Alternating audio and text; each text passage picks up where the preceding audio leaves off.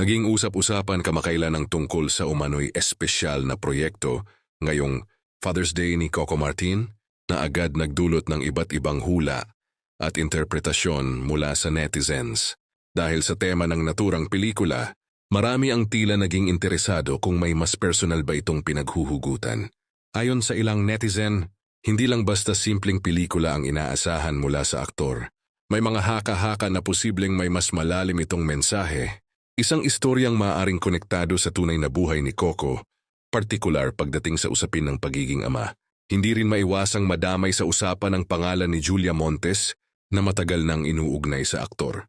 Dahil dito, may mga fans na nag-iisip na baka ang naturang proyekto ay isang soft confirmation o hindi direktang pag-amin. Ukol sa matagal na isyong kanilang kinahaharap, sa social media, mabilis kumalat ang iba't ibang interpretasyon. May ilan ang naniniwalang tila pagbubukas ang pelikula sa totoong estado ng buhay ni Coco, habang ang iba naman ay nananatiling maingat at hinihintay ang opisyal na pahayag mula sa kampo ng aktor bago maniwala sa mga espekulasyon. Sa kabila ng ingay, kapansin-pansin na nananatiling pribado sina Coco at Julia pagdating sa kanilang personal na buhay.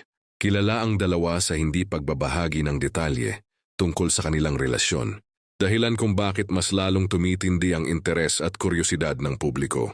Kaya naman para sa fans, mas makabubuting abangan na lamang ang mismong proyekto ngayong Father's Day kung ito ba ay maglalaman ng pahiwatig sa realidad o isa lamang malikhaing kwento na iniuugnay ng publiko sa tunay na buhay ng aktor.